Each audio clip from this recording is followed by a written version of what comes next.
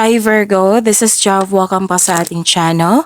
By the way Virgo, this is your first half of the month of September from September 1 to 15, 2025. Gamitin ang reading na ito bilang gabay lamang. Kung naka-resonate kayo, comment down. Tandaan, ito ay channel reading po. Kunin nyo lang po kung ano naka-resonate sa iyo. This is for you Virgo.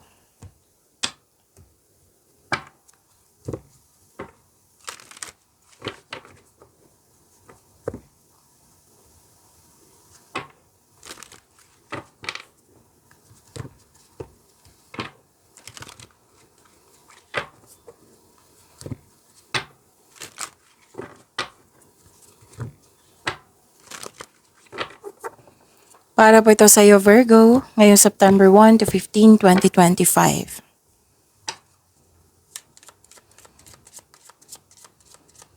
Maraming salamat po sa inyong patuloy na suporta, sa mga nag-donate, sa mga hindi nag-skip ng ads, maraming salamat po.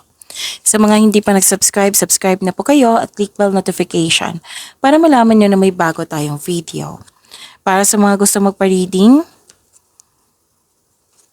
para sa mga gusto magpa-reading, comment down. Comment ng personal reading. Again, comment kayo ng personal reading and check my reply sa comment section. Wow! Dalawang card po nagsabi dito, Virgo, na prosperity is yours. May parating po na malaking pera or di kaya importanteng news or information. May malalaman din kayong totoong intensyon ng isang tao sa iyo. May malaking influence ng isang babae. Oo. At may nakita rin ako dito ang nag-uusap ng property or di kaya domestic matters. Ang ilan sa inyo, nagpasya na home base yung trabaho nyo. At nakita ko rin dito na may balak or nangyari na yung staycation sa bahay. Kasi gusto mo stay sa bahay kasi you felt relaxed, calm, and security pag nasa bahay kayo.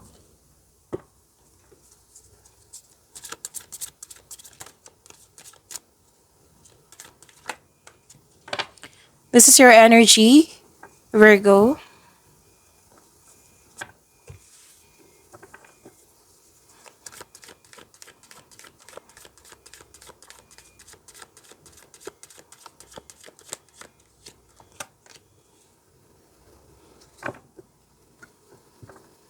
Kung may napansin kayo na repeating message, yan po yung push ng cards nyo na kailangan nyo bigyan ng atensyon. Like for example, nanood kayo sa inyong monthly gabay tarot reading, weekly gabay tarot reading, daily gabay tarot reading, at dito din. At may napansin kayo na repeating message. Yan po yung pinupush ng cards na kailangan nyo bigyan ng atensyon, solusyon, at aksyon kung maaari po. So na yung energy ni Virgo. Kung may napansin kayo na iba yung boses ko ngayon, may ubo po ako. So, focus kayo sa mensahe para may makuha kayong gabay.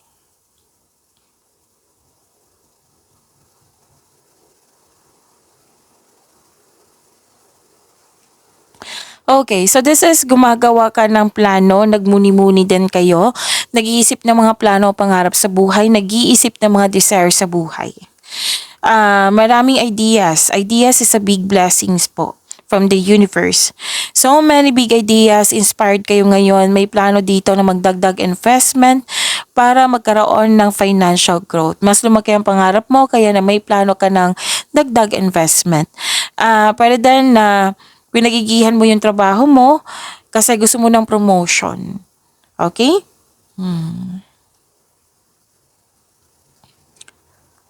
Okay, may nakita rin ako dito na parang pumipili ka lang tao na kung sino yung genuine na mas genuine sa kanila. Oo. Okay? Tapos iwas po daw kayo sa temptation.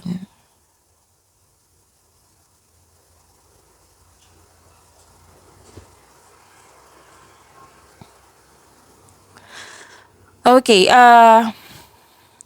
you want to win at all costs. Authority person, ginagamit mo din yung katalinuhan mo o lohika para makamit ang tagumpay. Gumagawa ka ng aksyon upang manindigan. Makinig po daw kayo sa inyong boses, makinig po daw kayo sa inyong intuition kung maaari po. Gumagawa ka ng lohikal na aksyon sa iyong mga layunin sa buhay. May promotion ako nakikita dito ha. Oo. Diba gusto mo ng promotion? Sabi ko kanina, may promotion ako nakikita dito. or pagbigay ng leadership roles sa iyo, or ginampanan mo yung pagiging mabuting leader mo. Nakilala ka din, ginagalang ka ng mga tao kasi marami ka ng kontribusyon dyan. Kung may legal na usapin, oo, legal matters, makaka-receive kayo ng good news.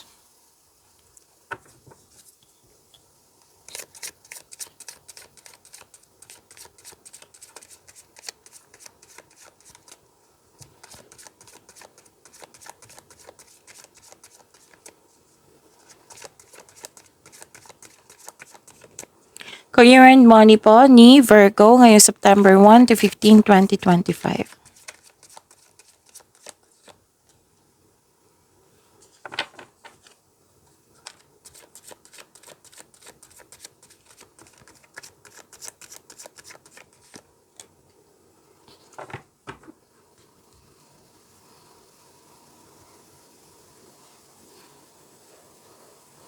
Sa career and money niyo po, nakikita ko dito na may ending with new beginning, completion of cycle po. Mawawala na po yung blockages na or mga hadlang. Oo, may parating na biyaya na magbibigay daan ng mas maunlad na panahon. So, ito ay pagtatapos sa isang mapait na sinapit. Nagaganap ang pagbabago po kung ikaw ay mismo ay tanggap ang pagtatapos nito. So, ang pagsuko na ito ay lumili ka ng isang pakiramdam ng kapayapaan at pasasalamat.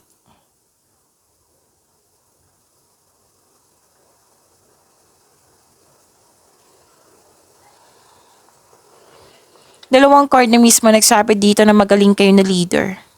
Maraming nakasuporta sa iyo. Oo. Malaki ang tiwala ng mga tao sa iyong strength and skills. So, dalawang card na mismo nagsabi niyan ha. Oo. You're making tremendous progress in your career or nag-level up ka na sa iyong trabaho, sa inyong negosyo. Yan. So, authority, leadership, stability, and kalma kayo.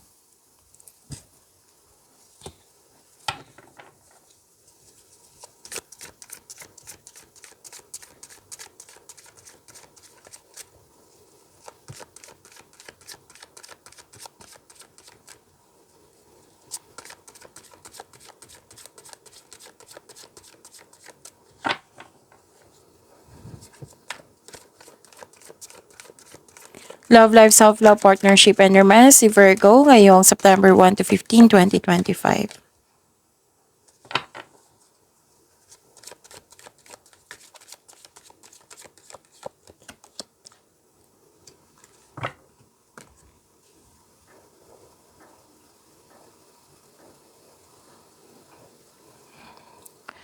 Okay, makaka-receive kayo ng regalo or tulong. Single ka man, may relasyon sa buhay mag-asawa, makaka-receive kayo ng tulong. Or naka-receive kayo ng blessings at naging generous kayo. Ilan sa inyo nag-donate sa charity or sa mga taong nangangailangan. Pwede din nagbigay ka ng pre-loves clothes or gamit sa bahay. So nagkaroon ng pagkakaisa and generosity. So claim nyo po, ang ganda nito.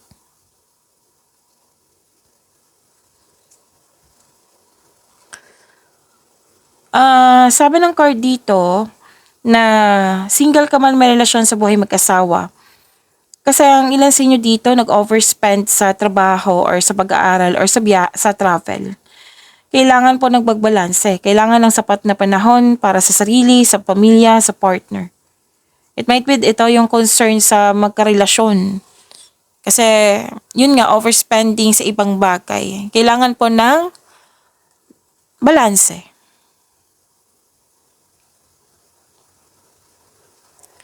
Nakita ko rin dito na nagkaroon po ng you're walking away from toxicity, you're walking away kasi you want growth, pwedeng tumiwalag ka sa unhealthy connection sa isang tao, nag-move on ka, kumbaga.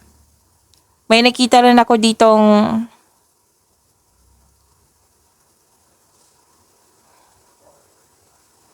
okay, sa mga single, you've met someone exciting through friends or sa mga activities. Sa mga may relasyon sa buhay mag-asawa, may travel plans or you're meeting someone special while on vacation. Oo, pwedeng magkakaroon ng group activity or mag-gathering kayo together with your friends. Opo, may celebration akong nakikita dito, togetherness. Dalawang card po mismo nagsabi dito. Okay, so yun, pag-imanin niyo po yung blessings na binigay sa inyo, Virgo. See you tomorrow. Maraming salamat po.